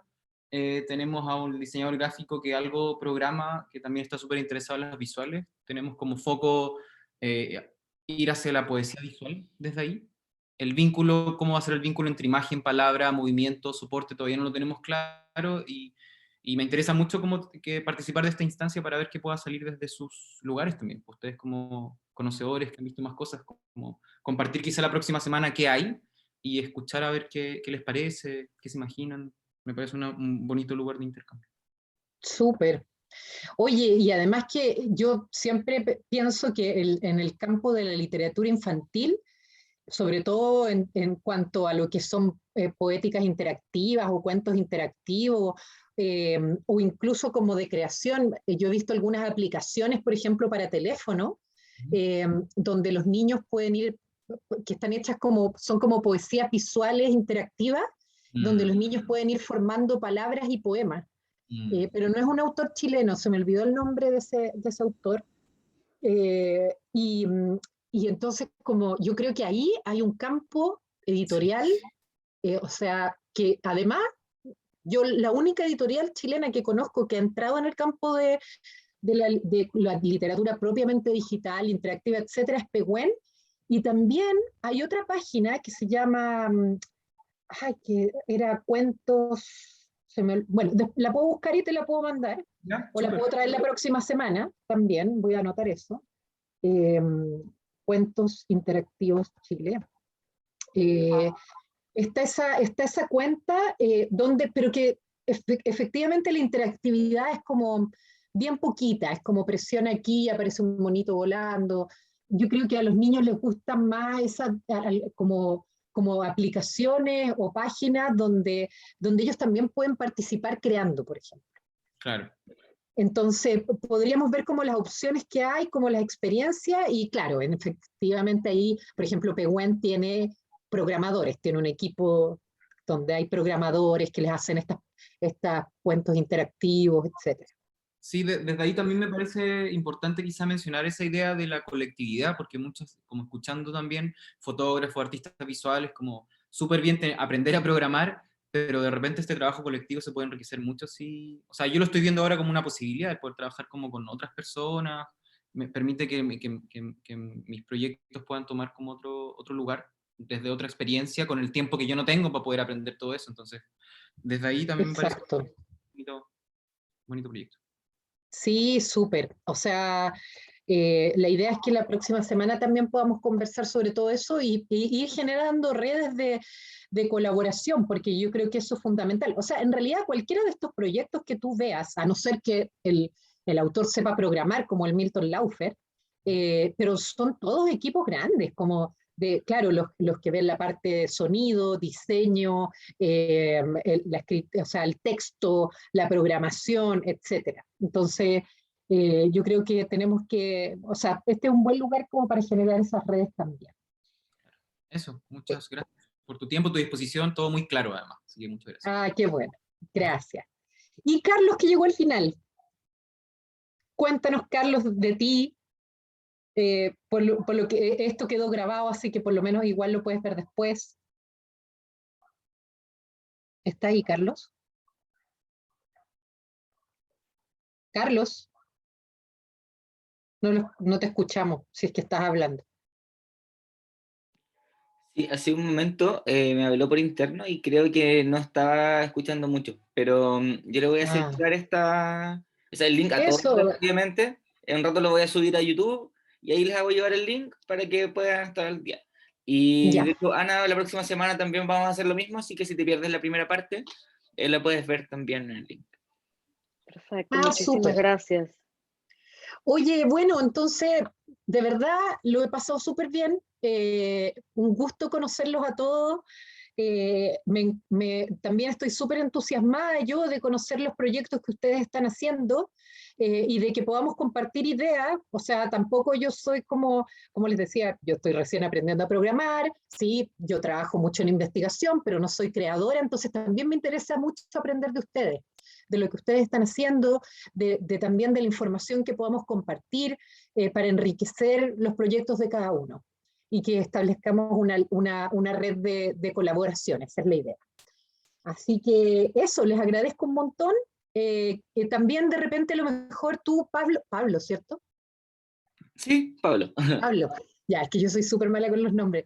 Pablo, también de repente tú nos puedes poner en contacto vía email si es que ustedes, Ana, Ignacio, Byron, Carlos, bueno, Roberto se tuvo que ir, pero si me quieren mandar algún material antes del viernes, que quieran que yo mire antes del viernes, también, ni un problema, y también para que quedemos en contacto.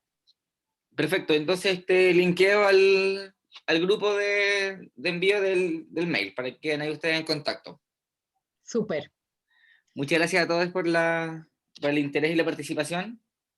Y bueno, nos vemos la próxima semana y les vamos a hacer llegar el link con la siguiente fecha ¿cómo se llama? Y hora. Y además la grabación del día de hoy. Súper. Súper, Ya, pues, un gusto Muchísimas conocerlos gracias. y conocerte, Ana. Sí. Chao, Muchísimas gracias, chao. Carolina. Estuvo genial. Muchísimas gracias. Gracias, que estén muy bien. Chao, Pablo. Chao. Chao a todos. Chao.